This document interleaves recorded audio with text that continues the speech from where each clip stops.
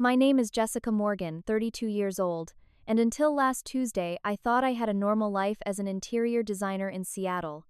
I was at my desk reviewing fabric samples when my phone buzzed with a notification. Opening our family group chat, I froze at my parents' message, "We need space from you, don't contact us again." Thinking it was a mistake or a hack, I quickly texted back. Then came their reply, "This isn't a joke, please respect our wishes." The room started spinning, my heart raced, and my hands shook uncontrollably. I collapsed into my chair, unable to comprehend this sudden rejection from the parents I had spoken with just days before. Before I dive into this heartbreaking story, I'd love to know where you're watching from. Drop your location in the comments below. If you've ever experienced unexpected family rejection, hit that like button so I know I'm not alone. Subscribe to my channel for more real-life stories about family dynamics and healing from trauma. Now, let me take you back to understand how my seemingly perfect family completely fell apart in an instant. Growing up in a Portland suburb, the Morgans were considered the ideal American family. My father, William, everyone called him Bill, served as a respected high school principal for over 20 years. My mother, Catherine, Kathy to friends, taught third grade at the elementary school just down the road. They were pillars of our community, known for their dedication to education and involvement in local affairs. Our family unit was completed by my younger brother Michael, now 30, a software developer who seemed to have it all, a successful career at a major tech company, a beautiful wife named Sarah, and two adorable children, Emma and Noah. My younger sister Rachel, 28, followed our parents into a helping profession, though she chose medicine over education. She's currently completing her residency in pediatrics at Oregon Health Sciences University. In our community, we were always the perfect Morgans. Dad led the school board's ethics committee and coached Little League. Mom organized the teacher appreciation events and ran the church's food bank. We attended services every Sunday, participated in community cleanups, and showed up at every school function. Family problems were handled privately, if they were acknowledged at all. As the oldest child, I felt immense pressure to maintain our spotless reputation. I responded by becoming a straight-A student, volleyball team captain, and winner of several state art competitions. My parents beamed with pride at my accomplishments, though I always sensed their approval was conditional on my continued success and adherence to family expectations. When I announced my intention to pursue interior design instead of following the family tradition into education, there was palpable disappointment. Dad gave me a lecture about practical careers and making a difference, while Mom quietly suggested teaching art might be a good compromise. It was the first time I'd directly challenged the Morgan family plan. Eventually, they came around, or seemed to, especially as my career took off. In the past few years, I've designed office spaces for two major tech companies, renovated several high-end Seattle homes, and even had my work featured in Northwest Design magazine. My parents gradually shifted from reluctant acceptance to cautious pride, though they never fully understood my creative world. My fiancé Alex entered the picture 3 years ago. Coming from a more relaxed family background, he was sometimes bewildered by my anxiety about pleasing my parents. "They're so intense about everything," he observed after our first holiday together. "Is it always like walking on eggshells?" I hadn't realized how our family dynamics might appear to outsiders until seeing it through his eyes. Just 9 days before receiving that devastating text, we'd all gathered for Sunday dinner at my parents' house. Michael and his family were there, though Rachel was on call at the hospital and couldn't make it. The evening had seemed pleasant enough.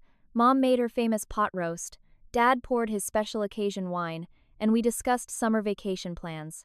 There was a brief moment of tension when I mentioned possibly postponing our fall wedding date. A major hotel chain had approached me about redesigning their Pacific Northwest properties, a career-making opportunity that would require intensive work through the original wedding timeframe. "But the venue is booked," Mom had said, her smile tightening. "And everyone has already made arrangements. The Morgan family follows through on commitments," Dad added, not looking up from carving the roast. The moment passed. We moved on to discussing Michael's kids' swimming lessons and Mom's upcoming retirement. Nothing in that evening suggested I was days away from being completely cut off. As I scrolled through increasingly frantic text messages to my parents, I couldn't identify any triggering incident, any unforgivable sin that would warrant such extreme rejection. What could possibly have happened between Sunday dinner and Tuesday morning to destroy 3 decades of family bonds?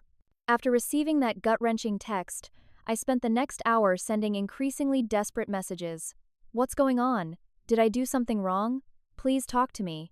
My calls went straight to voicemail, indicating they'd either turned off their phones or blocked my number entirely. With shaking hands, I texted my brother Michael. Mom and Dad just cut me off with no explanation. Do you know what's happening? His response came an hour later, cold and brief. You should respect their decision. I'm staying out of it. I tried Rachel next, but received no response at all. My entire family had apparently decided I no longer existed, and no one would even tell me why. By noon, I was unable to focus on anything work-related. My supervisor Natalie noticed me staring blankly at my computer, eyes red from crying. Jessica, are you all right? You look like you've seen a ghost. I tried to explain but broke down mid-sentence. Natalie immediately suggested I take a personal day. Whatever this is, you can't design in this state. Go home and sort it out. The drive to my apartment passed in a blur of tears and confusion. Alex was away in Portland, ironically enough, just a few miles from my parents, for a 3-day business conference. Walking into our empty apartment intensified my feeling of abandonment. I called my best friend Tara, who arrived 20 minutes later with comfort food and a determination to make sense of the situation. There has to be a logical explanation, she insisted as we sat at my kitchen table. Let's think through recent interactions. Did you have any arguments with them? Any sensitive topics come up? We analyzed my recent communications with my family, the Sunday dinner, our group chat about Rachel's birthday next month, a brief phone call with Mom about wedding invitations. Nothing stood out as contentious. Could it be something political? Tara suggested. Your dad was pretty heated about the school board election. We don't even discuss politics anymore, I said. Not since that Thanksgiving disaster 2 years ago. Religion? Your parents are pretty traditional, and you and Alex don't attend church. I shook my head. They've made their comments about that, but they've accepted it for the most part. As our analysis continued, I remembered a conversation from Sunday dinner about my cousin Jennifer's recent divorce. My parents had been critical of her decision to end her marriage, emphasizing family loyalty and working through problems. I had gently defended Jennifer's right to leave an unhealthy relationship. Do you think that could be it? I asked Tara. That seems so minor. With families like yours, sometimes it's not what you say but that you disagree at all, Tara observed. That night, sleep was impossible. I scrolled through family photos on my phone until 3 a.m., holiday gatherings, my college graduation, Michael's wedding. In every picture, we looked like the perfect, happy family. Had it all been an illusion? By morning, I'd made my decision. I needed to confront this in person. I booked a last-minute flight to Portland for that afternoon. When I called Alex to explain, his concern was immediate. This doesn't sound like normal family disagreement, Jess. Something else must be going on. That's why I need to go there. I can't just accept this with no explanation. I'm cutting my meeting short, he decided. I'll meet you at your parents' house tonight. As I packed a small overnight bag, my hands still trembled. I'd never experienced anxiety like this, the physical manifestation of having your foundations suddenly ripped away. Who was I if not a Morgan? What would happen to our wedding plans? Would I ever see my niece and nephew again? The questions spiraled as I headed to the airport, desperately hoping for answers in Portland. The flight to Portland was the longest 90 minutes of my life. I rehearsed potential conversations in my head, alternating between diplomatic approaches and emotional appeals. The teenage boy seated next to me must have noticed my distress, as he quietly offered me a tissue when tears started flowing again.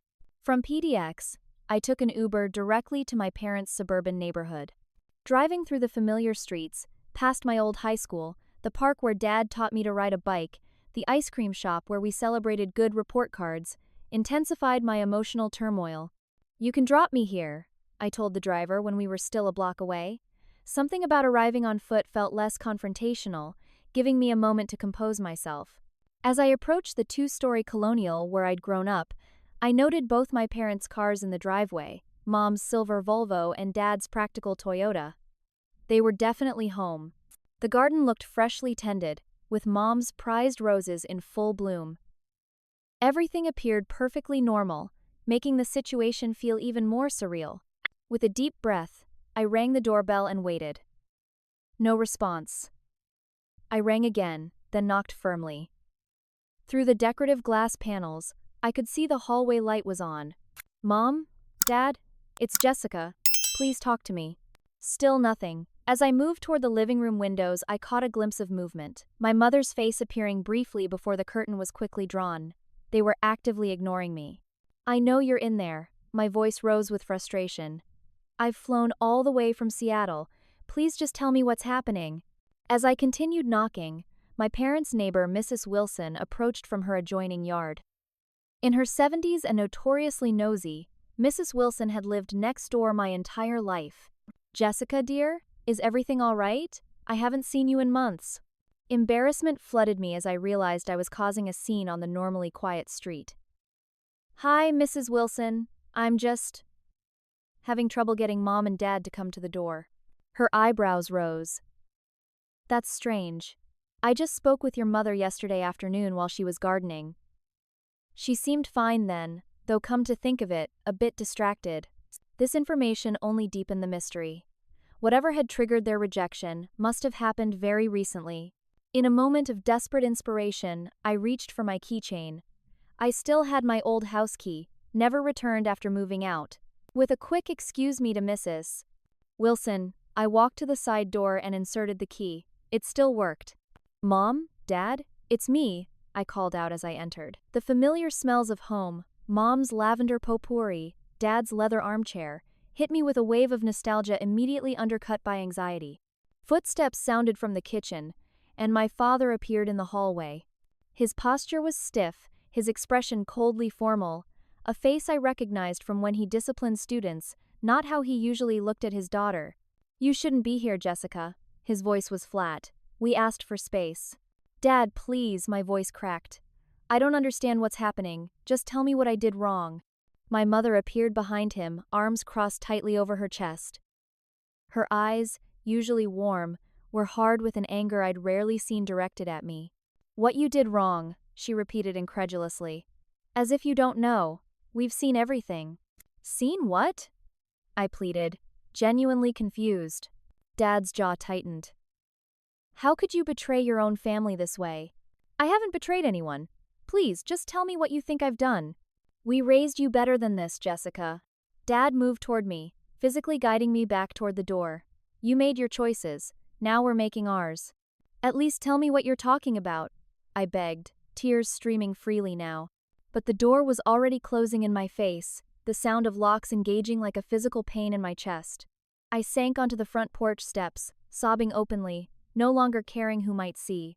Mrs. Wilson approached hesitantly. "Jessica, honey, why don't you come over for some tea? You're in no state to drive." Through my tears, I nodded and followed her to the neighboring house. As she prepared tea in her floral wallpapered kitchen, she mentioned something that caught my attention. "Your parents have been acting different since Saturday," she said casually.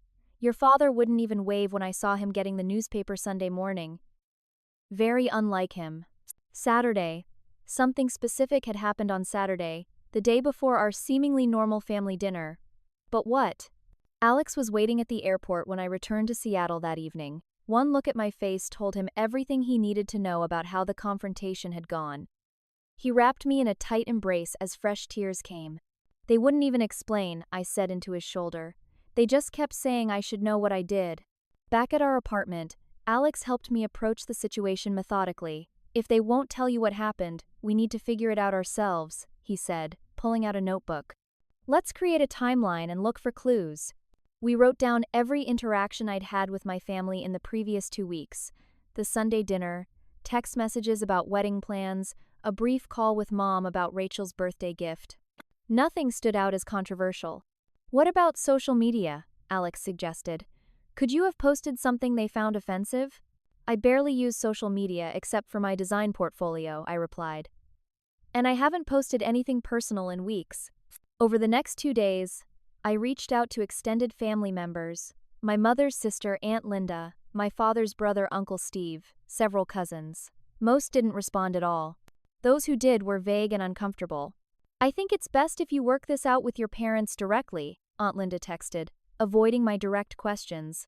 The breakthrough came unexpectedly from my teenage cousin Zach, who replied to my message before apparently being told not to engage. I don't know the whole story, but everyone's talking about those Facebook posts.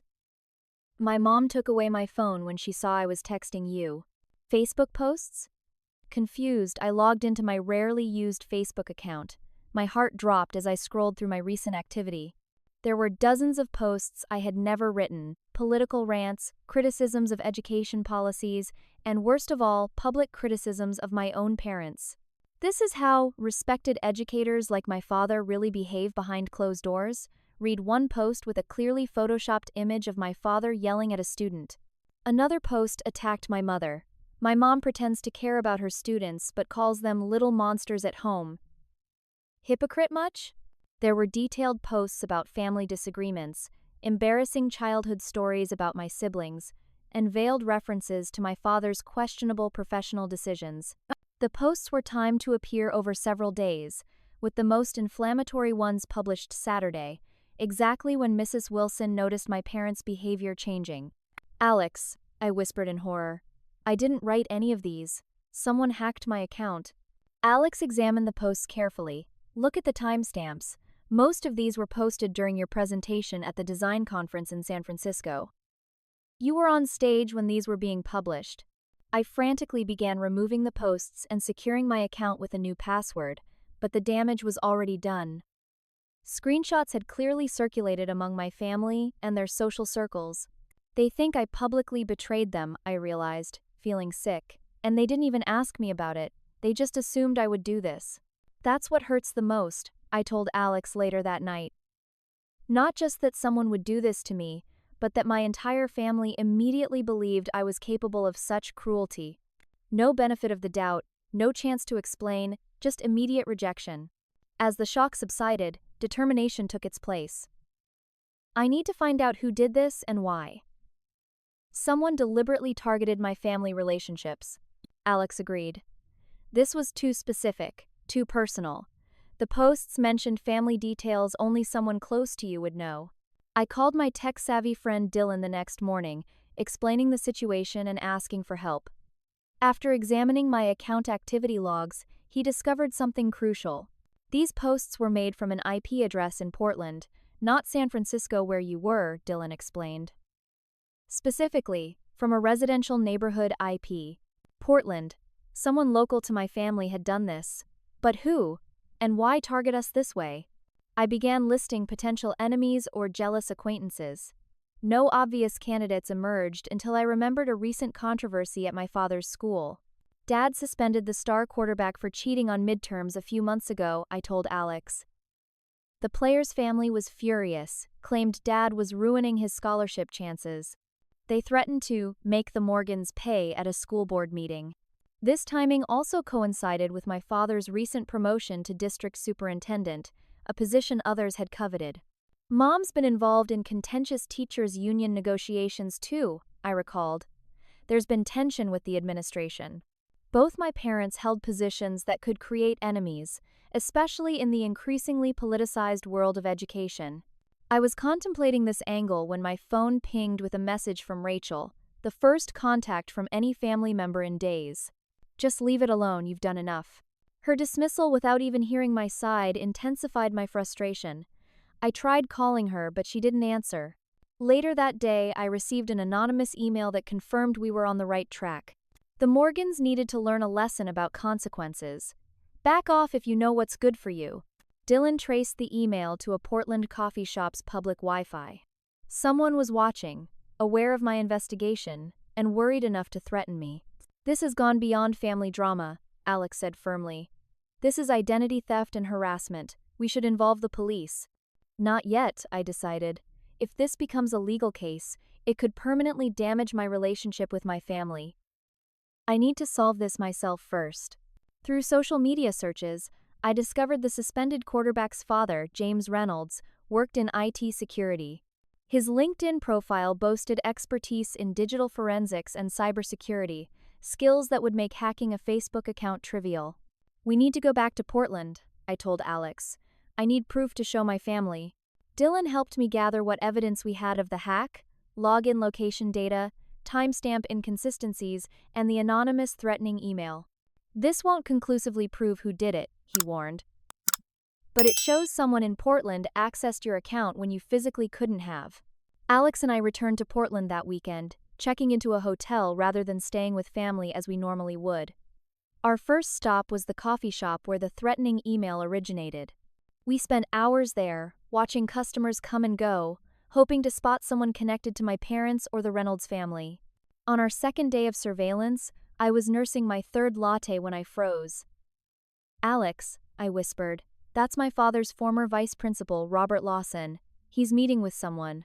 The man joining Lawson was unfamiliar to me, middle-aged, expensively dressed, with an air of authority.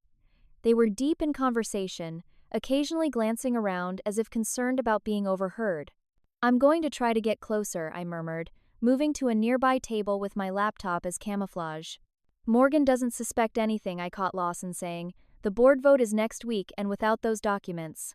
The conversation shifted as they noticed me nearby, switching to discussing sports. They left shortly after, but not before I snapped a discreet photo of the mystery man. Back at the hotel, a quick social media search identified him as Gregory Hayes, head of the school board and my father's superior. Why were they having secretive meetings at an out-of-the-way coffee shop? "There's something bigger happening here," Alex observed. "This might not just be about embarrassing your family." That evening, I received a text from an unknown number, "Parking garage, level 3. Your father's career depends on what happens next." "It could be a trap," Alex warned. "We should ignore it." But the mention of my father's career made that impossible. We compromised. Alex would come with me, and we'd meet in the public parking garage connected to our hotel, not some isolated location. The sender was waiting by a concrete pillar, a woman I recognized as my father's administrative assistant, Diane. "I'm risking my job by talking to you," she said nervously. "But your father has been good to me, and what's happening isn't right." According to Diane, my father had recently discovered financial irregularities in the district's construction contracts. Several board members, including Hayes, appeared to be receiving kickbacks from contractors. Dad was quietly gathering evidence to present to the state education department. Hayes somehow found out, Diane explained. "He's been looking for ways to discredit your father before he can blow the whistle." So, the Facebook posts were meant to embarrass my family and undermine Dad's credibility, I realized. Make it look like he can't control his own daughter, so how could he manage a school district? Diane nodded. "There's more. The quarterback whose suspension caused all that trouble? He's Hayes' nephew. The whole cheating scandal was part of this too." This revelation connected several pieces but raised a new question. How did Hayes or Reynolds get such personal information about our family for the Facebook posts?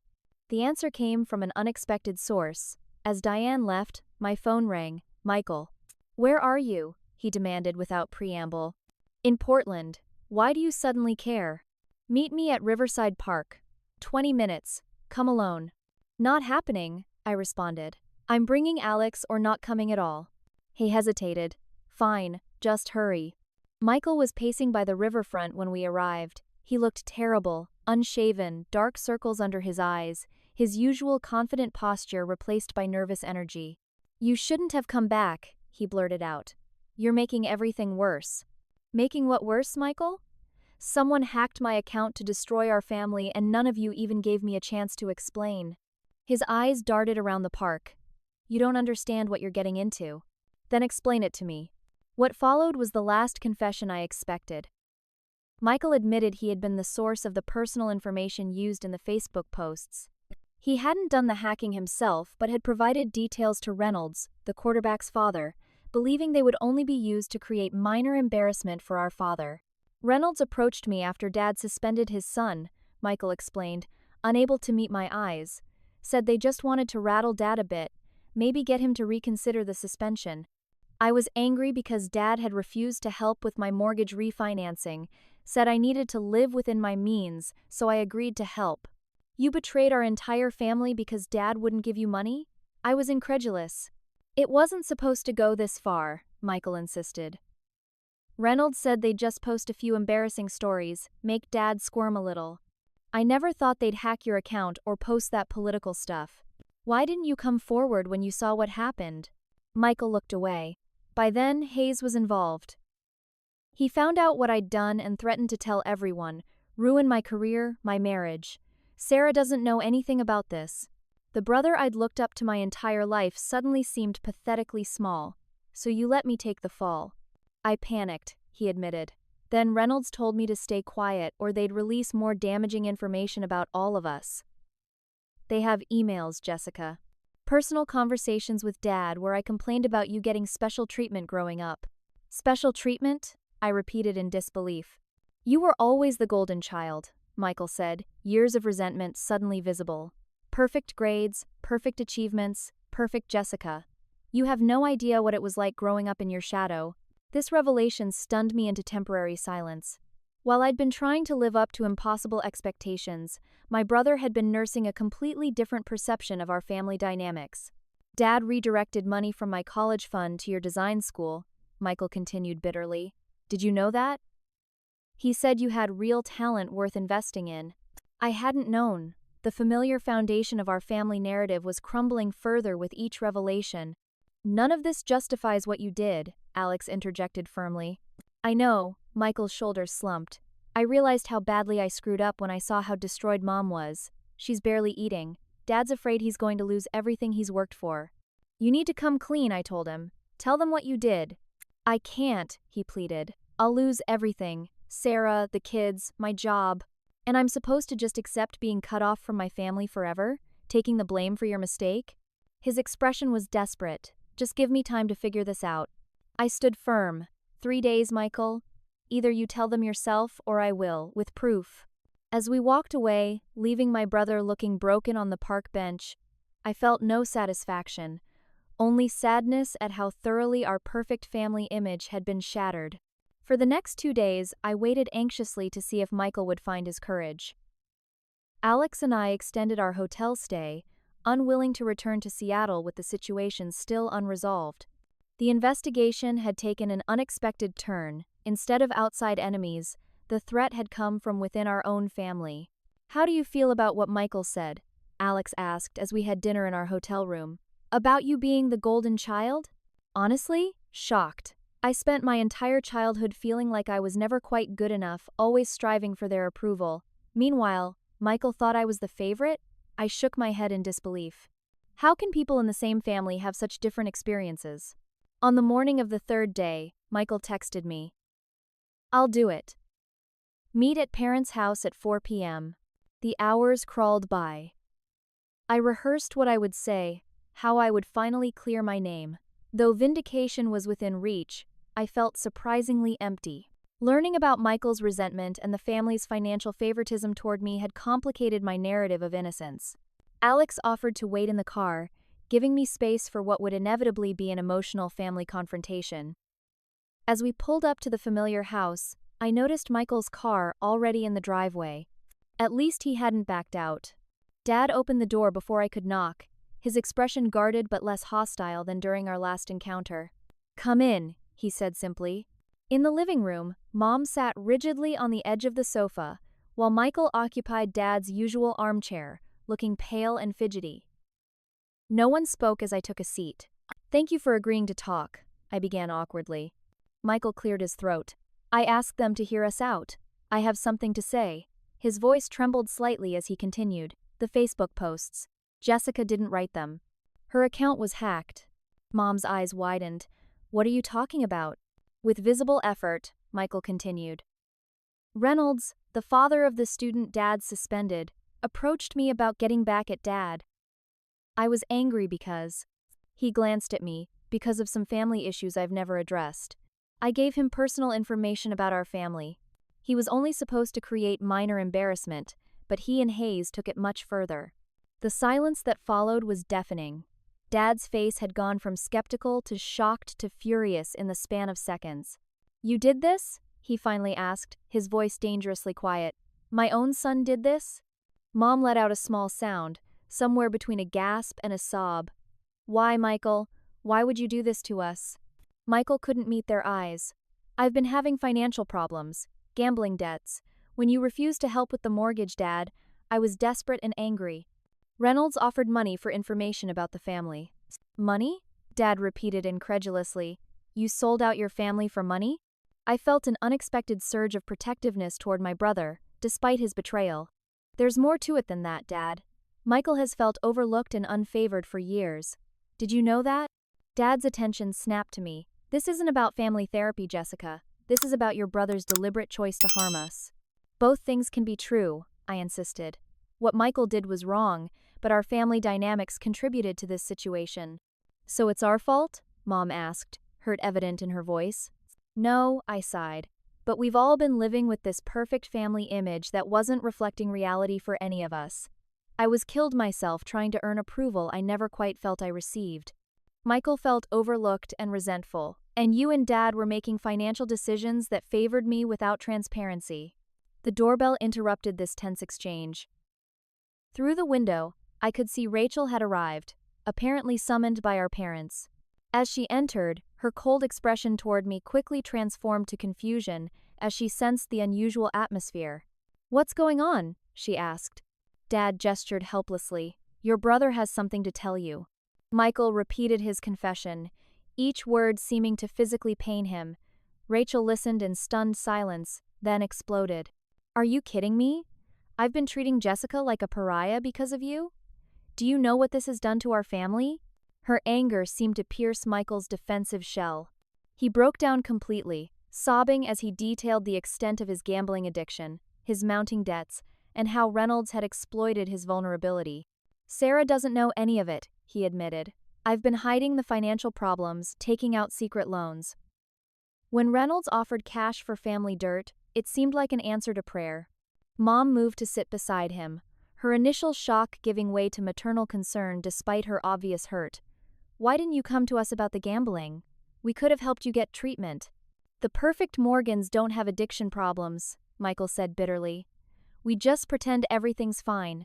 This statement hung in the air, uncomfortably true for all of us. Dad had been silent, processing. Finally, he spoke. This explains why Hayes has been so confident about the board vote.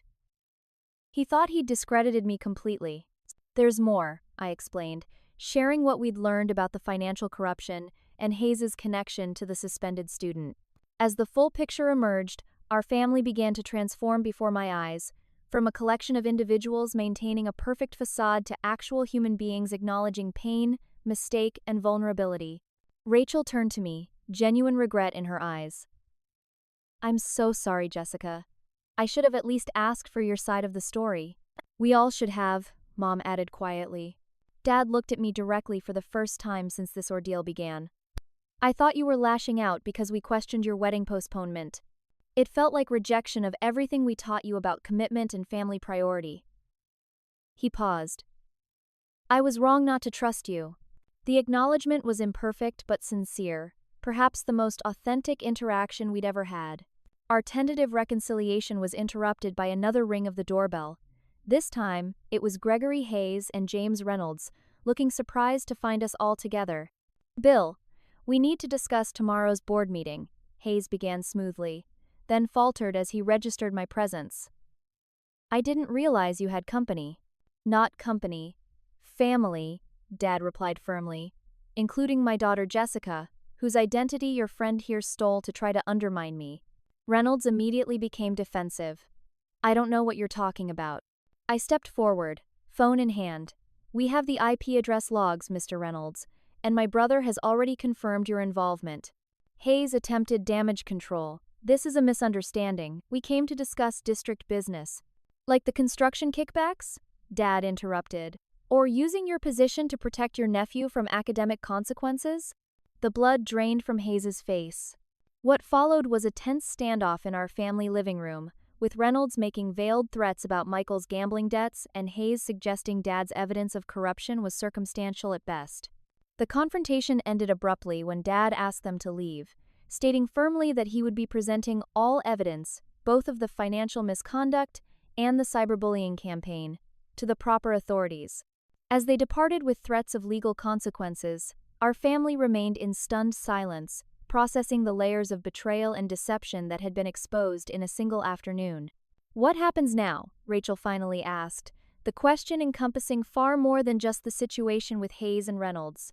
Dad looked at each of us in turn, his expression more vulnerable than I'd ever seen it. I think it's time for the Morgans to learn how to be real with each other. No more perfect family facade. It was the beginning of a painful but necessary transformation. The next morning, Michael and I met for coffee before facing the family again.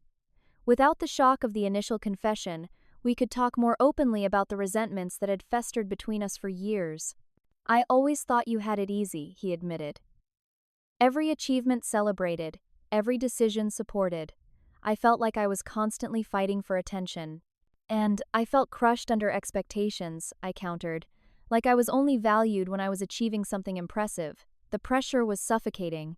We shared stories from childhood, comparing our drastically different experiences of the same events.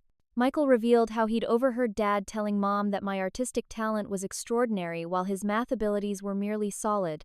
I confessed my jealousy over the easy affection he received while I got formal praise tied to accomplishments. "We were raised in the same house by different parents," I concluded sadly. By the time we arrived at our parents' home for the family meeting Dad had called, Michael and I had reached a fragile understanding. We weren't yet friends, but we were allies in navigating the family crisis. Mom had prepared a formal lunch, her default response to stress. Dad sat at the head of the table, a manila folder beside his plate. Rachel arrived looking exhausted from her hospital shift but determined to participate.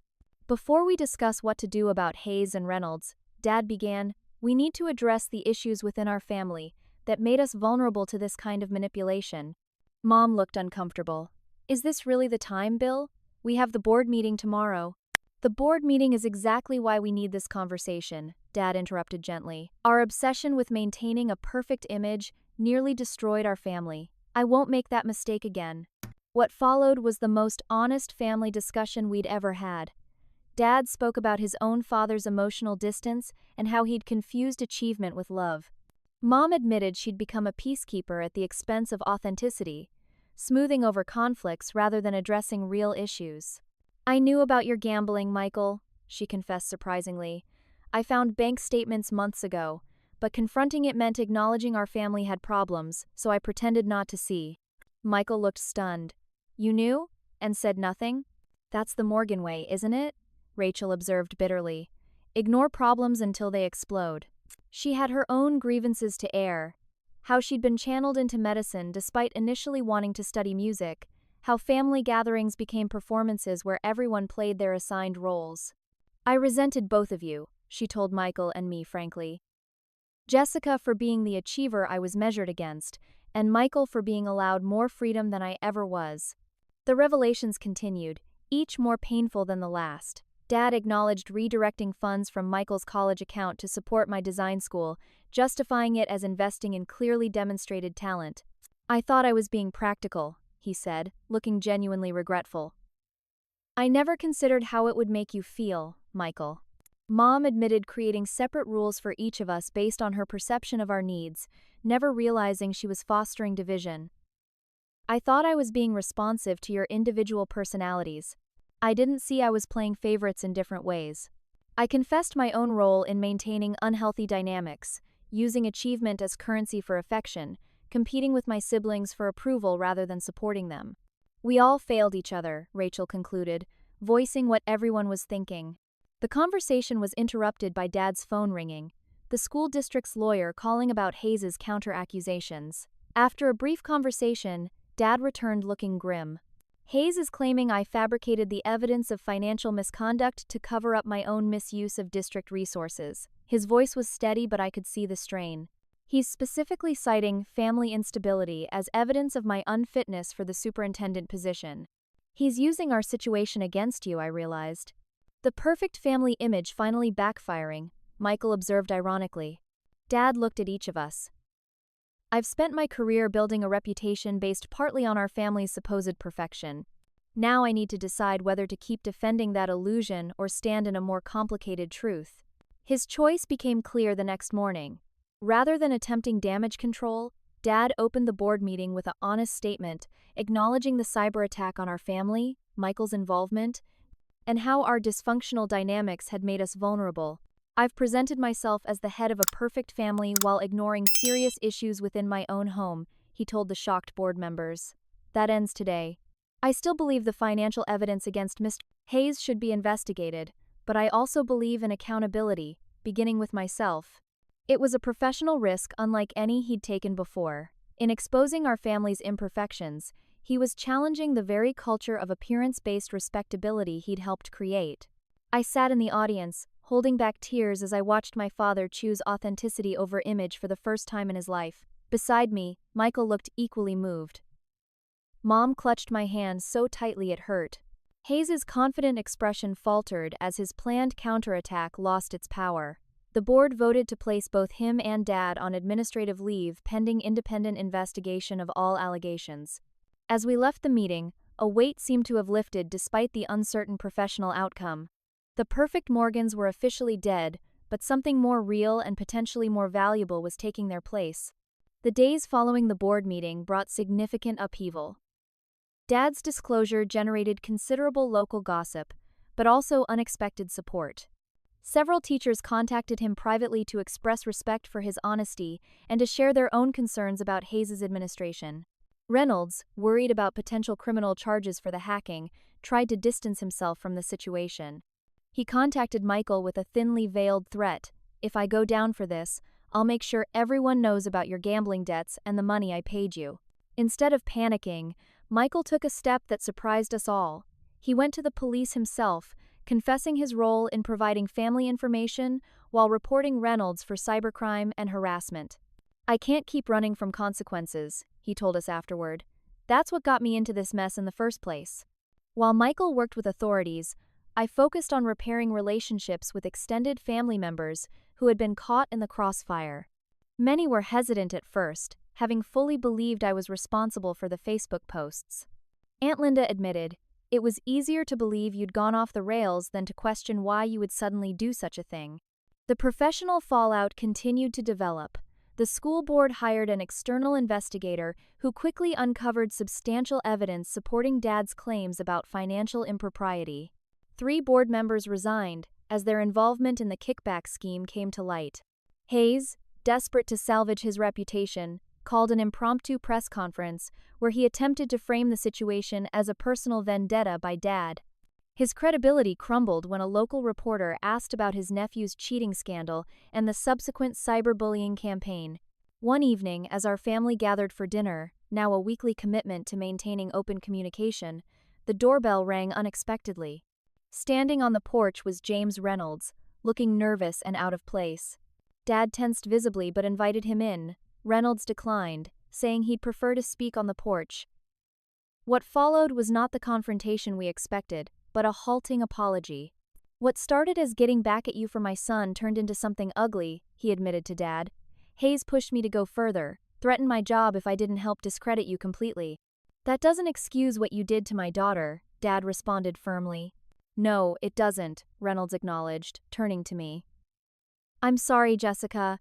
I never considered how this would affect you." His apology felt insufficient given the damage he'd caused, but I recognized the courage it took to deliver it in person. "I appreciate you coming forward," I said carefully. "The police and prosecutor should know that Hayes was the primary instigator." Reynolds nodded gratefully.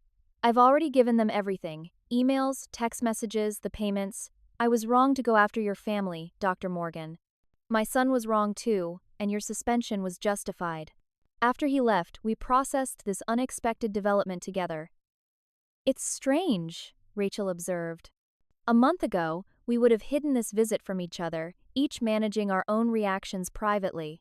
She was right. Despite the ongoing stress of the investigations and Michael's legal situation, there was a new openness between us. We were learning to function not as the perfect family unit we'd pretended to be, but as authentic individuals with real connections. The district attorney decided to pursue charges against Hayes for the financial misconduct and against Reynolds for the cybercrime, with Michael receiving immunity in exchange for his testimony. The public nature of these proceedings meant our family's private struggles became community knowledge, a nightmare scenario in our previous lives. "How are you handling the lack of privacy?" I asked Mom one afternoon as we worked together in her garden, a new shared activity that allowed for honest conversation. She pruned a rosebush thoughtfully before answering. It's actually liberating. Maintaining appearances was exhausting, Jessica. I spent decades worrying what people thought of us, making sure every holiday card showed a flawless family. She looked at me directly.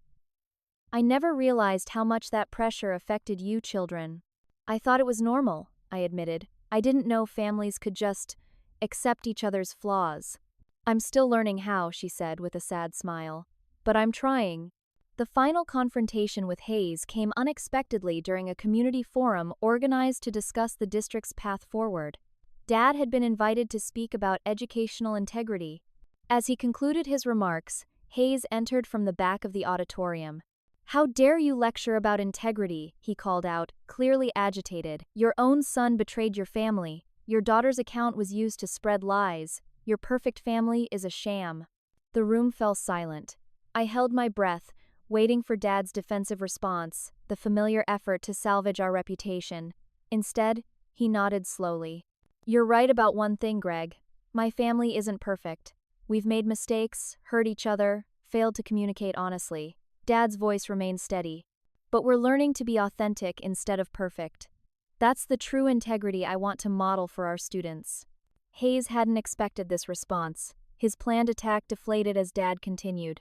"The real issue here isn't my family's private struggles. It's the corruption that's damaged our district and shortchanged our students. That's what this community needs to address." The audience applauded, and Hayes retreated, his final attempt at manipulation unsuccessful. As Dad returned to his seat beside me, I squeezed his hand in silent support. The man who had once prioritized appearance above all else had found the courage to stand in a more complicated truth. That evening, our family gathered again, not to maintain appearances or perform assigned roles, but to genuinely connect. Michael brought Sarah, who was slowly coming to terms with his gambling addiction and working with him through recovery. Rachel shared exciting news about a medical outreach program she was joining, following her passion for service rather than prestige.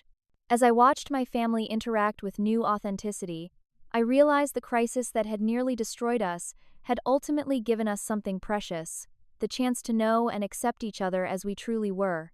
6 months later, I stood in the garden of a small event venue outside Portland, making last-minute adjustments to my wedding bouquet. Through the window, I could see guests arriving, a smaller, more intimate gathering than the elaborate event Mom had initially envisioned. "Need any help?" Rachel appeared in the doorway, looking elegant in her bridesmaid's dress. "Just nervous energy," I admitted. "Everything's ready." She studied me thoughtfully.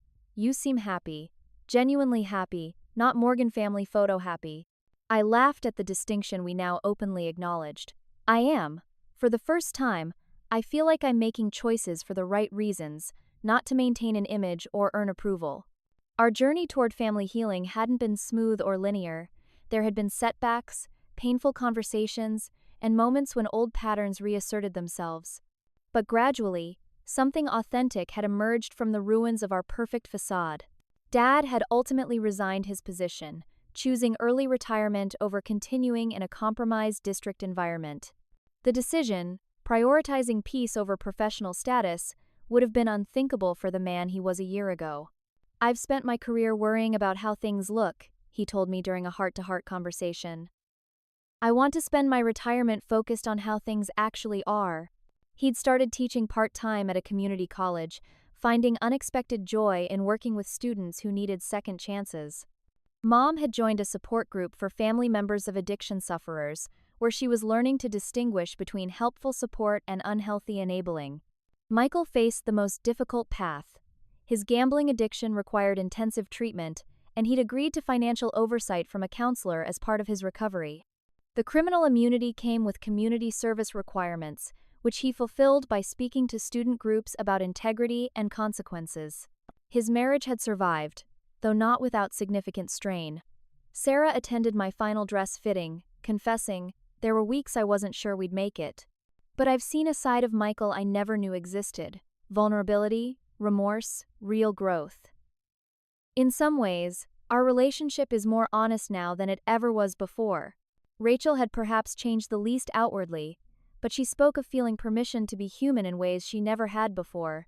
She'd started dating a musician, a relationship she would have hidden from the family previously, assuming they'd disapprove of anyone outside our professional circles. As for me, the journey had transformed not just my family relationships but my sense of self. The desperate need for approval that had driven so many of my choices had diminished. I'd learned to recognize my own worth separate from achievements or external validation. Alex appeared in the doorway, breaking my reverie. "Your dad's looking for you. I think he's having a moment." I found Dad in a quiet corner of the venue, straightening his tie repeatedly, a nervous habit I recognized from childhood. "Everything okay?" I asked gently. He turned, eyes suspiciously bright. "Just thinking about how differently this day might have gone if we hadn't been forced to face some hard truths." "We might not have made it here at all," I acknowledged. "I need to say something before we walk down that aisle." Dad took a deep breath. "I'm sorry, Jessica, for measuring your worth by your achievements. For making you feel you had to earn love that should have been unconditional.